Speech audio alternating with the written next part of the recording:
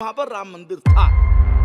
मैं आपको गलत साबित कर दूंगा सर। मैं शुरुआत में हबीब जालिब का एक शेर पढ़ना चाहता हूं। आप उर्दू जानते हैं और लॉ मिनिस्टर भी उर्दू जानते हैं।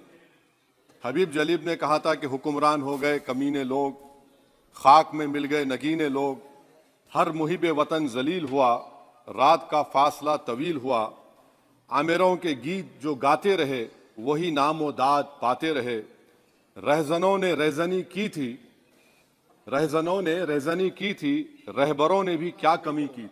मैं ताजुब कर रहा हूं कि जब इस ऐवान ने एक रेजोल्यूशन पास किया तो हुकूमत आएगी जाएगी, और हुकूमत ये मोदी हुकूमत जश्न मना रही है जो 6 दिसंबर को हुआ।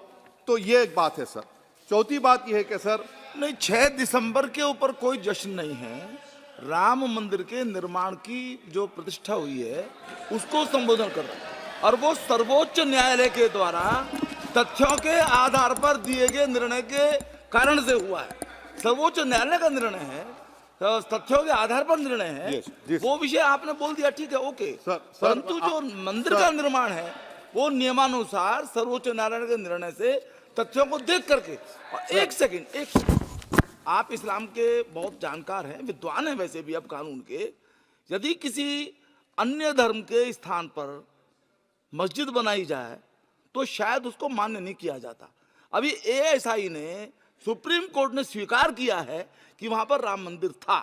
तो इस विषय केवल ये है कि वहां पर राम मंदिर ठीक बना कि नहीं बना, वो विषय हो गया। तो कृपया इस पर यदि आप कुछ बोले तो बोलें प्लीज।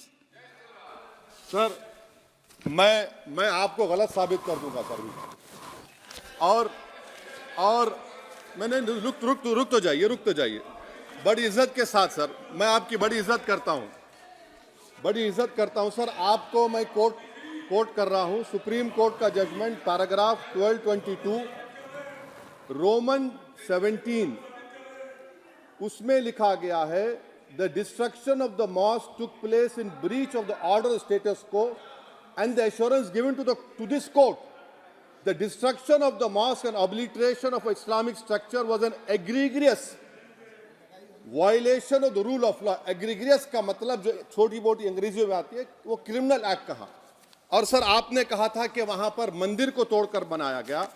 सर मैं आपके सामने ये तमाम चीजें लेकर दूंगा, सुप्रीम कोर्ट के जजमेंट के पैराग्राफ्स हैं जिसमें सुप्रीम कोर्ट ने एएसआई की रिपोर्ट को नकारा। उन्होंने कहा कि मंदिर को तोड़कर मस्जिद नहीं बनाई गई थी।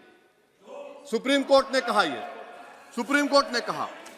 अब और मैं रख दूंगा, आप पढ़ लीजिए। अच्छा सर, मैं अपनी तकरीर पर आ जाता हूं सर। तो मैं अपनी बात कर देता हूं सर। तो मैं ये पूछना चाह रहा हूं कि क्या मोदी सरकार एक समुदाय, एक मजहब की सरकार है या पूरे देश के मजाहिब को मानने वालों की सरकार है? जिसको नहीं मानते उनकी सरकार है? हमको बता दीजिए।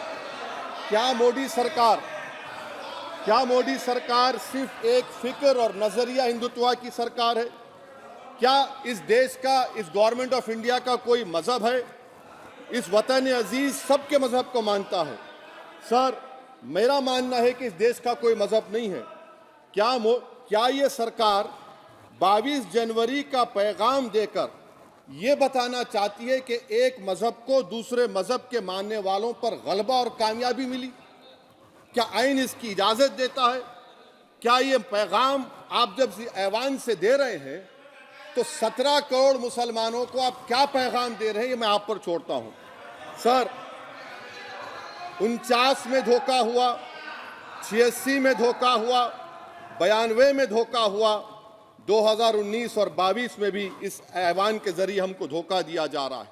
और अफसोस के साथ कहना पड़ता है सर कि मुस्लिम अक़लियत को हमेशा ये कहा गया कि तुमको भारत के शहरी बरकरार रहने के लिए एक बहुत बड़ी कीमत तुमको चुकानी पड़ेगी, और हम पर इल्ज़ाम लगा दिया गया।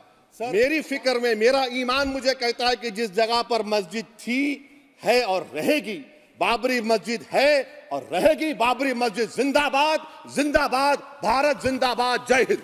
पूरी वीडियो देखने के लिए डिस्क्रिप्शन में दिए गए लिंक पर क्लिक करें।